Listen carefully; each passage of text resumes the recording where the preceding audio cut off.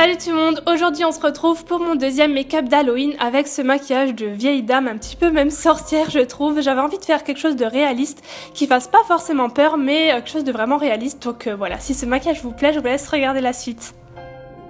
Je commence par prendre une base pour le visage qui est légèrement verdâtre en fait à la base, qui est pour les rougeurs, mais moi j'en mets pas mal comme vous voyez, ça vient vraiment bien blanchir la peau.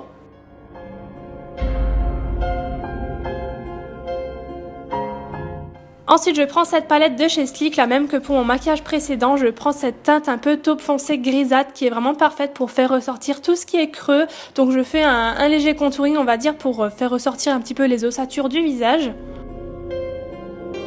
Je viens aussi en mettre sur les yeux avec un pinceau un petit peu fluffy comme ça à la base qui est fait pour estomper. J'en mets au coin externe et au coin interne pour intensifier ces petits creux qu'on a autour des yeux.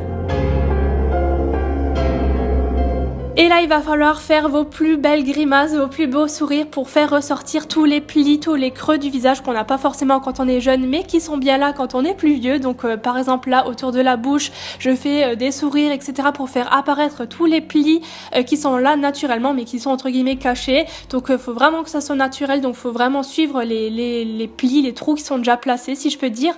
J'utilise toujours cette ombre taupe de ma palette et donc voilà, je viens faire ça par zone avec un pinceau un petit peu fin quand même pour que ce soit assez subtil, mais tout de même tracer des traits assez voyants. Donc après aux yeux, pareil, il faut faire des petites grimaces, des petits sourires pour faire ressortir tous les plis. Ensuite j'ai pris un crayon à sourcils qui est légèrement plus foncé mais toujours dans une teinte de gris taupe comme ça, et j'ai repassé sur les endroits qui méritaient d'être un peu plus accentués et j'ai continué les autres rides que je n'avais pas encore tracées tout simplement.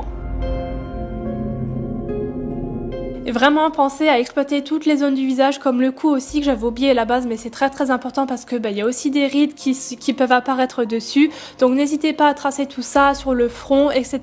Même si vous devez plisser, vous forcer à plisser les zones du visage pour les voir apparaître, il faut le faire pour que ça fasse au maximum vraiment réaliste et vous verrez le résultat à la fin sera vraiment top.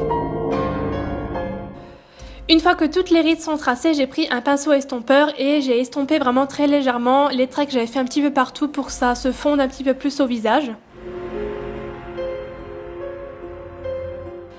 Et pour finir ce maquillage, j'ai pris un feutre à sourcils, donc ça j'avais trouvé chez Kiko, et j'ai fait des taches parce que les personnes âgées ont souvent comme ça des taches un peu sur le visage, donc je crois que c'est des taches de vieillesse. Et donc voilà, je fais un petit peu partout, n'en faites pas trop non plus, et estompez-les pour que ça garde un effet naturel.